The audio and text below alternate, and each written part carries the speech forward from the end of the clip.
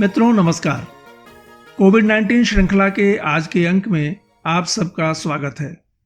साथियों, विश्व पृथ्वी दिवस की 50वीं वर्षगांठ यानी स्वर्ण जयंती पर आप सभी को हार्दिक बधाइयां। पर्यावरण संरक्षण के प्रति सभी की भागीदारी को सुनिश्चित करने के उद्देश्य से 22 अप्रैल 1970 को विश्व पृथ्वी दिवस की स्थापना की गई और दुनिया के लगभग 192 देशों में प्रत्येक वर्ष 22 अप्रैल को पृथ्वी दिवस के रूप में मनाया जाता है। साथियों, आज जबकि पूरा विश्व कोविड-19 महामारी की गिरफ्त में है और अब तक इसका कोई उपचार उपलब्ध नहीं है, बचाव के लिए सरकारों द्वारा घोषित की गई तालाबंदी की वजह से सभी लोग अपने घरों में कैद हैं। ऐसे वक्त में पृथ्वी दिवस की स्वर्ण जयंती हम सब के लिए एक सबक है और सोचने का विषय भी है कि हम अपनी प्यारी वसुंधरा को कैसे बचाए रख सकते हैं। साथियों, प्रदूषित वातावरण के कारण हमारी पृथ्वी अपना प्राकृतिक रूप खोती जा रही है। पृथ्वी के सौंदर्य को जगह जगह पर कूड़े के ढेर व बेतरतीब फैले कचरे ने नष्ट कर दिया है। पर्यावरण प्रदूषण की समस्या, विश्व में बढ़ती जनसंख्या, औद्योगिकरण एवं शहरीकरण में तेजी से वृद्धि और वनों की अंधाधुंध कटाई के साथ साथ ठोस अपशिष्ट पदार्थों में हो रही बेतहाशा वृद्धि के कारण विकराल होती जा रही है। ठोस अपशिष्ट पदार्थों के समुचित निस्तारण के लिए पर्याप्त स्थान की आवश्यकता होती है, लेकिन औद्योगिक अपशिष्ट पदार्थों में वृद्धि की दर इतनी ज्यादा है कि इनके निस्तारण की समस्या अत्यंत विकसित देशों की ही नहीं बल्कि कई विकासशील देशों की भी है। कोविड-19 महामारी के प्रसार को रोकने के लिए लागू की गई पूर्ण तालाबंदी से जहां एक और दुनिया भर में लोग कई तरह की मुश्किलों का सामना कर रहे हैं और परेशान हैं, वहीं दूसरी ओर इससे हमारे पर्यावरण को फायदा हुआ है। इस दौरान उद्योगों में कामकाज ठप होने, वाहनों की आवाजाही पर प्रतिबंध और निर्माण कार्य रुकने से पृथ्वी पर प्रदूषण घटा है। विशेषज्ञों का मानना है कि हवा और पानी को शुद्ध करने के लिए सरकारें जो काम वर्षों में नहीं कर पाईं, वह इस पूर्ण तालाबंदी ने कर दिखाया है। हमारी धरती को नया जीवन मिल गया है।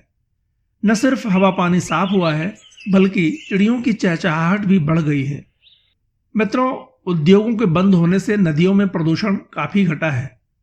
सबसे ज्यादा प्रदूषित नदियों में शुमार गंगा और यमुना का पानी भी स्वच्छ हुआ है। उत्तराखंड के ऋषिकेश और हरिद्वार में गंगा जल में घुलित ऑक्सीजन की मात्रा 1% से भी ज्यादा बढ़ गई है।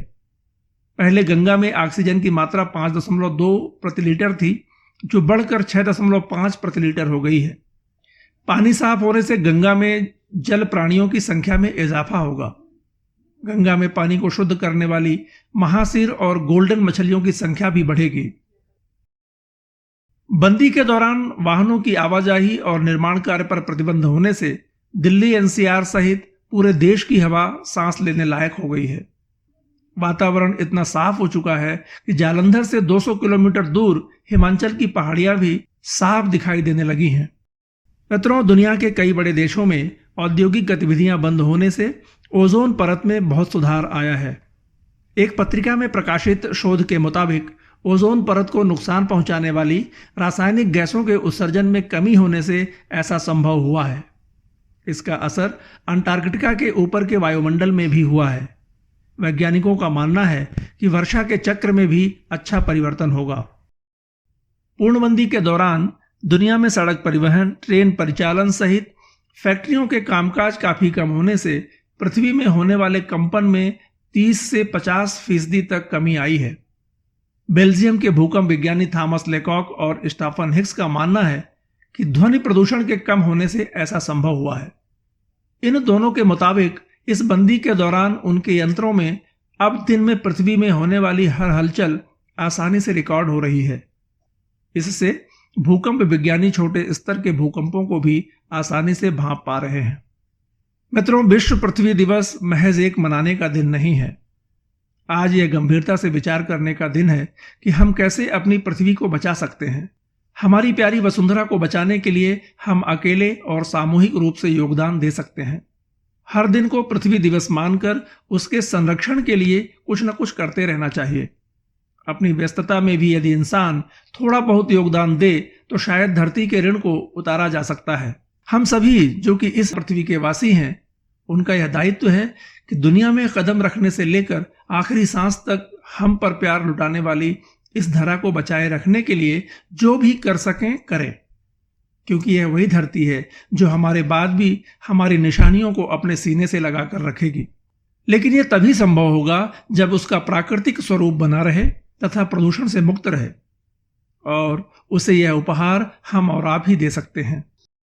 साथियों, आज बस इतना ही। अगले अंक में फिर मिलते हैं। मित्रों, यदि हमारा काम आपको ठीक और उपयोगी लगता हो तो हमारे चैनल को सब्सक्राइब करें, लाइक करें और शेयर करें। साथ ही आपके सुझाव नीचे कमेंट बॉक्स में दे सकते हैं। धन्यवाद।